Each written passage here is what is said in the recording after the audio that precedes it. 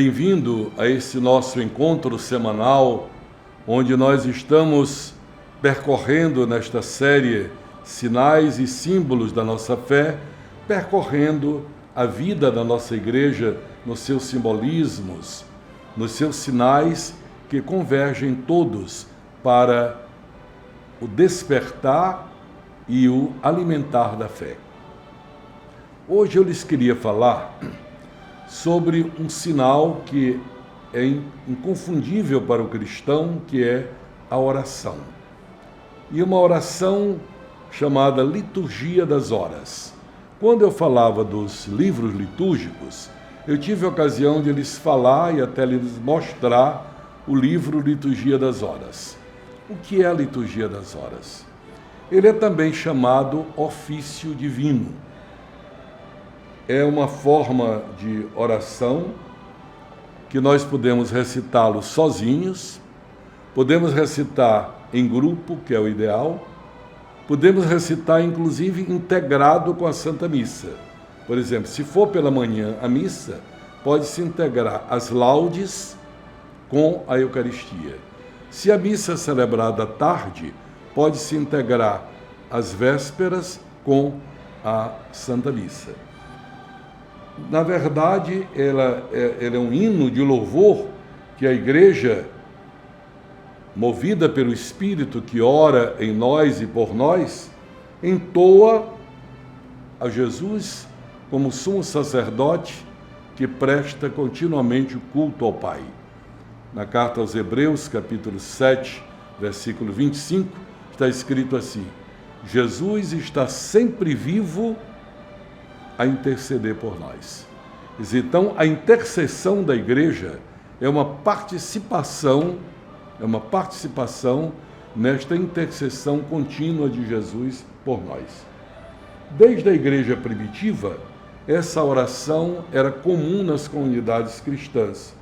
Naquela época, era o próprio bispo quem presidia essa oração, independente de missa ou de batismo, etc. Naturalmente que esse tipo de oração, que hoje nós chamamos a Liturgia das Horas, ela tem uma ressonância do culto no Templo de Jerusalém, onde de 3 em 3 horas se elevava a Deus o louvor. Os apóstolos participaram várias vezes, Jesus participou várias vezes dessa oração no templo, porque era sobretudo com salmos e outras formas de oração em louvor a Deus.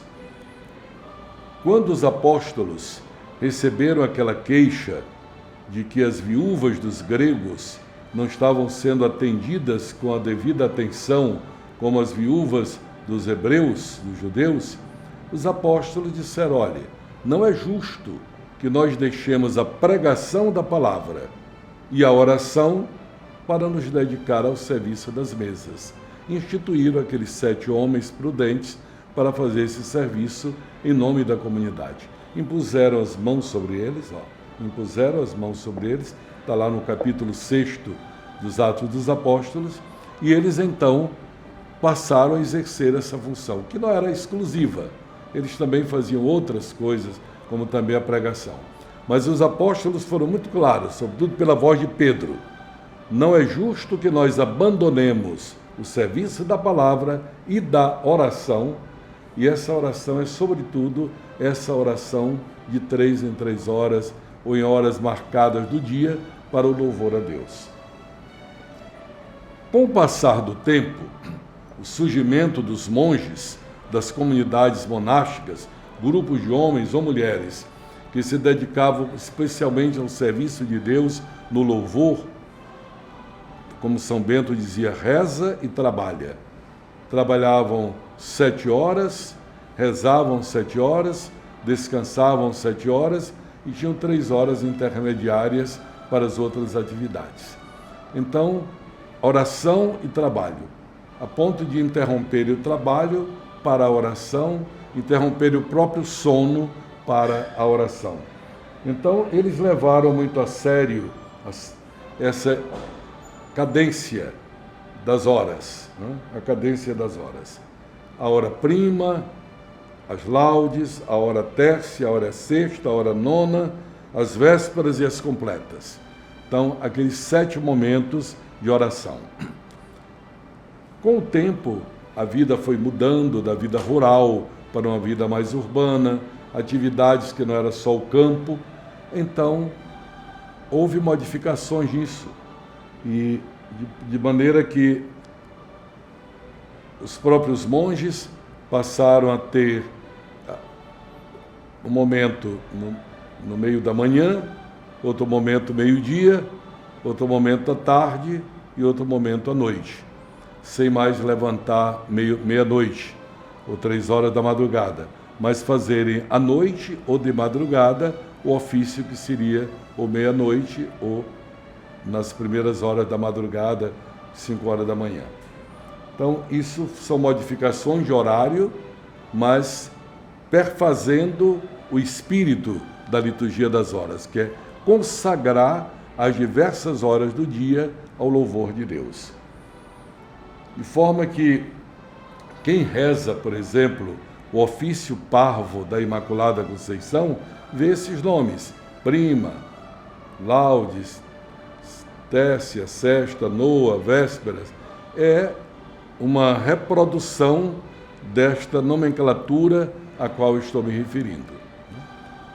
No final do primeiro milênio, houve uma reforma nessa forma de oração, porque era muito longa e as pessoas já não conseguiam fazê-la com relativa facilidade. Então, abreviou-se. Você imagina que numa semana, se rezavam 150 salmos ao longo dessas horas. A abreviação, daí veio o nome de breviário, no fim do ano 1000, para o 1100, o breviário, quer dizer, porque abreviou. Aí os salmos passaram, 150 salmos, passaram a ser rezados ao longo de um mês, quer dizer, distribuídos nas 4 semanas, ao invés de condensados numa única semana. Dessa forma surgiu o chamado breviário, que praticamente, há um certo tempo, somente os monges conseguiam rezá-lo da forma ideal, por conta da distribuição do tempo e das atividades da vida moderna. Foi que com a reforma do Concílio Vaticano II, então veio uma remodelação da liturgia das horas. Uma remodelação da liturgia das horas. E eis que, tirado o nome breviário, passou-se a ser chamado com muita propriedade liturgia das horas. Por quê? Porque esta oração passa a acompanhar as diversas horas do dia e da maneira adequada aos nossos tempos. Veja só, hoje existe o chamado ofício de leituras, que é recitado a hora mais conveniente que a pessoa tenha. Depois, as laudes, o nome louvor, aurora, vamos comentar isso mais tarde. Depois, a hora média, uma hora intermediária entre a oração da manhã e a oração da tarde, seja 9 horas, meio-dia, 3 horas da tarde, a hora mais possível para a pessoa que reza. Depois, as vésperas, que vem do nome Vésper, que é a estrela que primeiro aparece no firmamento, que é naturalmente o planeta Vênus. E as completas, que é para ser rezada no final do dia, a última atividade do dia. Uma oração bem breve, 5, 7 minutos, com a qual se conclui o dia.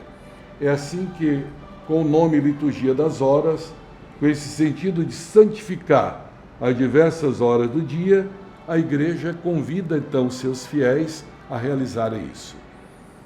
Para não sermos prolixos nesse nosso tempo, eu vou deixar para comentar cada hora do dia e sua composição no próximo episódio. E você vai então ficando com essas informações e, naturalmente, já desejoso, com ouvidos atentos, para que na próxima terça-feira nós trabalhemos mais o sentido de cada hora e a composição da oração em cada hora. Mas já lhe digo, Hoje, a liturgia das horas voltou a ser a oração do povo de Deus. Não mais só a oração dos clérigos, diáconos, padres e bispos, dos religiosos, religiosas, mas como era na igreja primitiva, a oração de todo o povo de Deus. Eu conheço muitos leigos que têm seu trabalho, estão em plena vida ativa, que têm a liturgia das horas e recitam. A editora Paulus fez algo muito extraordinário, um cadernozinho mensal, onde cada dia coloca a liturgia das horas ao alcance dos leigos. Laudes, hora média, vésperas e a oração da noite.